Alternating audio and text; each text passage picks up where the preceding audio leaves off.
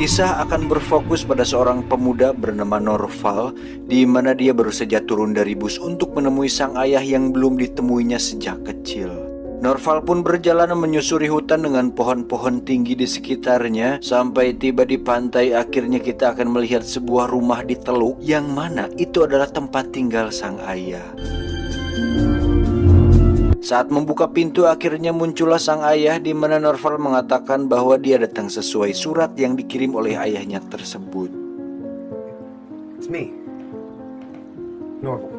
Saat sedang merapikan baju di kamarnya, sang ayah pun mengajak Norval berfoto bersama agar nanti bisa ditunjukkan kepada sang ibu di kota. Oh iya, sedikit catatan bahwa ayah dan ibunya sudah bercerai sejak lama tapi masih berhubungan baik, dan alasan Norval datang ke sini adalah untuk menjalin silaturahmi antar ayah dan anak. Ketika berfoto, sang ayah pun ingin agar dirinya yang mengambil foto.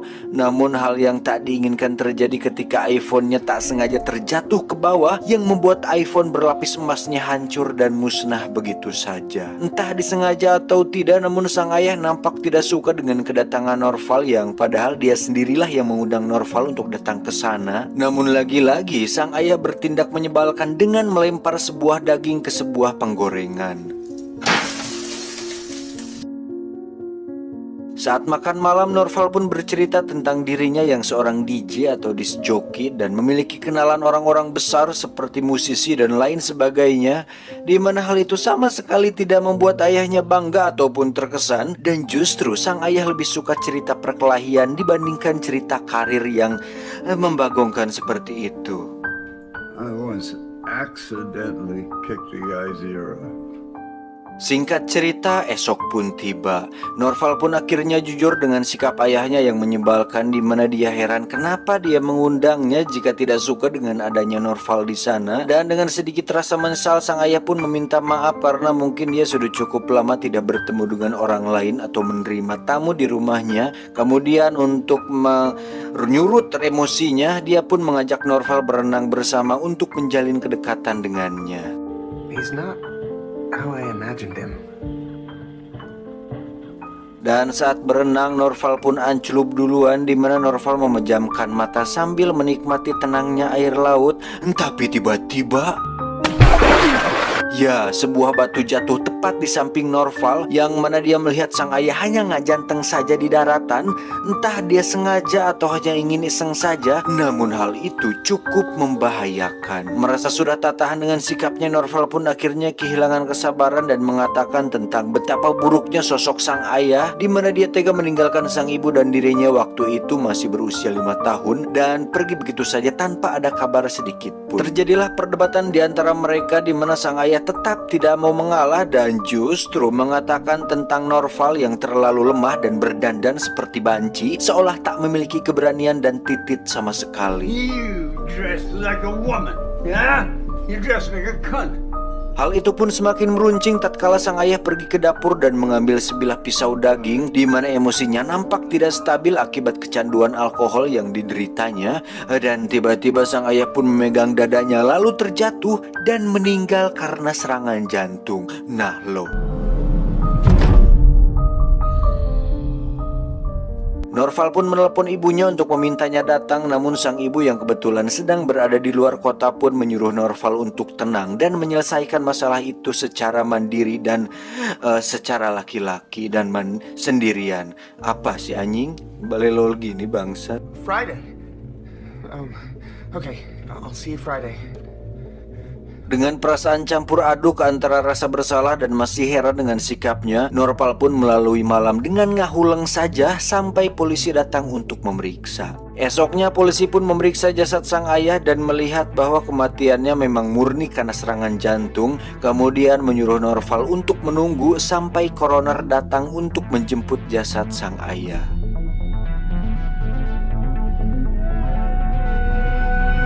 Tak lama koroner pun datang untuk mengambil jasadnya, tapi karena di kota sedang terjadi banjir dan tempat penyimpanan mayat sedang penuh, sang petugas pun akan membawanya sebentar dan menyuntiknya dengan cairan pengawet, lalu akan kembali ke sini dan meminta Norval menjaga jasad sang ayah sampai banjir-banjir di kota benar-benar mereda. He'll be in a black bag. You won't have to look at him. Dan walaupun menolak, mau tidak mau Norval terpaksa harus melakukan itu demi sosok almarhum sang ayah.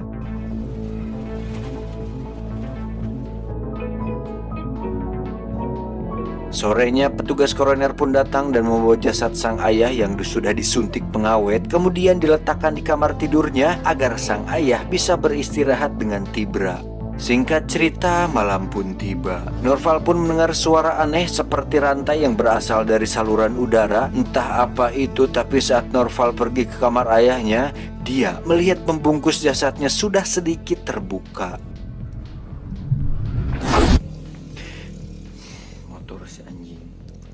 Esok paginya saat Norval sedang tiduran, dia pun melihat sebuah pintu kecil di dinding di mana di situ ada kotak penyimpanan barang-barang lama ayahnya, dan Norval pun menemukan foto-foto masa kecilnya dengan sang ayah yang nampak sangat bahagia. Namun yang mengejutkan adalah wajah ayahnya di foto sama sekali tidak mirip dengan wajah ayahnya yang sekarang. Untuk kemudian dia menyamakan wajahnya di foto dengan jasad sang ayah, tapi tiba-tiba ya, suara itu muncul lagi dengan lebih keras, dan saat Norval mencari sumber suara tersebut, dia pun menemukan sebuah pintu bawah tanah, lalu masuk ke sana untuk memeriksa. Dan saat sudah berada di dalam, akhirnya kita mengetahui fakta sebenarnya bahwasannya ayahnya yang asli tengah terikat dengan tubuh yang penuh luka. Norval, my boy. You actually came. Akhirnya terkuaklah fakta bahwa pria yang di atas adalah pria lain, hingga tak lama terdengar suara orang lain di atas yang merupakan teman si pria asing misterius tersebut. Dengan cepat Norval pun menutup pintu di mana sang ayah memintanya bertindak berani dengan membunuh orang-orang tersebut karena mereka sangat-sangatlah berbahaya. Namun karena Norval terlalu cemen dan bertulang lunak, dia pun justru bersembunyi di dalam sebuah lemari. Dan saat ada pria gondrong turun, Norval hanya bisa mengintip tanpa bisa berbuat apa-apa. Sampai sang ayah berteriak agar Norval cepat beraksi, Norval justru hanya diam saja. Dan dengan sedikit keberanian, Norval pun menyerang pria gondrong itu. Namun karena tenaganya setara cabe-cabean, Norval pun jatuh dan membiarkan pria gondrong itu kembali ke atas. Bodoh! Kesal karena temannya sudah meninggal, pria gondrong itu pun mengunci pintu bawah tanah dan berjanji akan kembali dengan satu temannya yang lain. Akhirnya sang ayah pun jujur bahwa mereka adalah teman-temannya, di mana dulu mereka melakukan kejahatan bersama dengan menculik seorang anak orang kaya. Namun saat uang tebusan sudah didapatkan, sang ayah mengambil uang itu untuk dirinya sendiri, sehingga membuat si pria gondrong dan teman-temannya yang lain yang serangan jantung itu marah besar. Dan yang mengejutkan adalah semua uang dan kehidupan mewah yang Norval dan ibunya rasakan selama ini tidak lain dan tidak bukan merupakan uang hasil kejahatan yang dilakukan oleh ayahnya tersebut.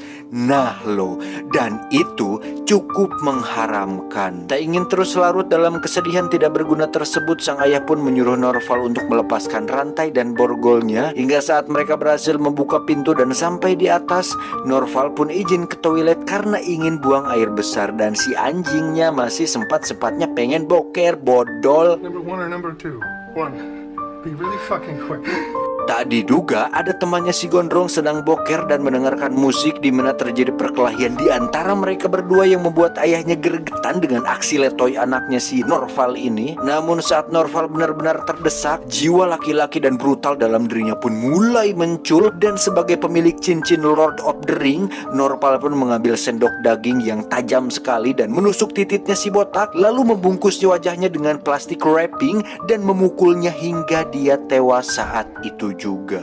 Dengan cepat mereka berdua pun kabur, tapi tak lama muncullah si gondrong dengan membawa sebuah panah berapi dan mengancam akan membunuh mereka berdua. Saat si gondrong lengah, sang ayah pun menyuruh Norval untuk masuk ke dalam bagasi mobil si gondrong agar dirinya bisa selamat. Dan saat si gondrong kembali ke mobil untuk pergi ke sebuah motel, Norval pun mendengar si gondrong tengah menelepon seorang wanita pengencrot, di mana dia ingin melakukan satu sesi dalam rangka menghilangkan stresnya itu. I'm really stressed. Please, as soon as you can. Sampai di hotel, Norval pun menunggu sampai si gondrong masuk ke kamar, dan setelah dirasa sudah aman, dia pun keluar dan menghampiri si wanita pengencrot tersebut untuk memberitahunya bahwa pelanggannya tersebut merupakan seorang penjahat. Dirasa tak kenal dengan Norval, si wanita pun mengabaikannya dan langsung masuk ke kamar. Dan bukannya langsung membunuh si gondrong atau kembali kepada ayahnya, Norval justru pergi ke resepsionis dan memesan sebuah kamar untuk istirahat. Apa atuh anjing sia lemah-lemah teuing. Namun karena semua kamar sudah penuh, Norval pun mengatakan bahwa ada seorang pelanggan yang mencurigakan, sehingga si resepsionis memutuskan untuk memeriksanya. Dan saat semuanya sudah aman, Norval pun mengambil kunci kamar dan beberapa bon beserta dengan pakunya, kemudian membocorkan bon mobil si gondrong dan masuk ke dalam sebuah kamar. Saat masuk, pelanggan yang sedang melakukan pengencrotan pun dibuat terkejut dengan kemunculan Norval yang tiba-tiba, di mana mereka disuruh diam. Dan saat Norval masuk ke kamar si gondrong melalui pintu samping, si wanita pengencrot pun langsung menyergap Norval sehingga si gondrong bisa leluasa membunuhnya. Dengan paku bon yang dibawa Norval, si gondrong pun menikam perut Norval beberapa kali, kemudian menusuk pipinya hingga membuat Norval tak berdaya. Dirasa tidak akan bertahan, si gondrong pun meninggalkannya dan melempar sejumlah uang untuk si wanita pengencrot ini. Setelah si gondrong pergi, tadi sangka Norval ternyata masih bisa bertahan, kemudian berjalan keluar dan berniat untuk kembali ke tempat ayahnya. Dan saat sudah berjalan sekitar 1 kilometer jauhnya, Norval pun menemukan mobil si gondrong mengalami kecelakaan parah akibat ban bocor yang sudah dibuatnya tadi, dan melihat si gondrong tengah berjalan tepat di tengah jalan raya. Karena tak tahu apa yang harus dilakukan selanjutnya, Norval pun mengikuti si gondrong, di mana dia melihat kepalanya sudah somplak setengah dan terlihat sangat jelas sekali sebagian otaknya muncul keluar. Dan dengan paku bon yang ada di pipinya, Norval pun melepaskan paku bon tersebut, kemudian dengan santai dan lemah lembut menusuk otak si gondrong hingga dia tewas saat itu juga.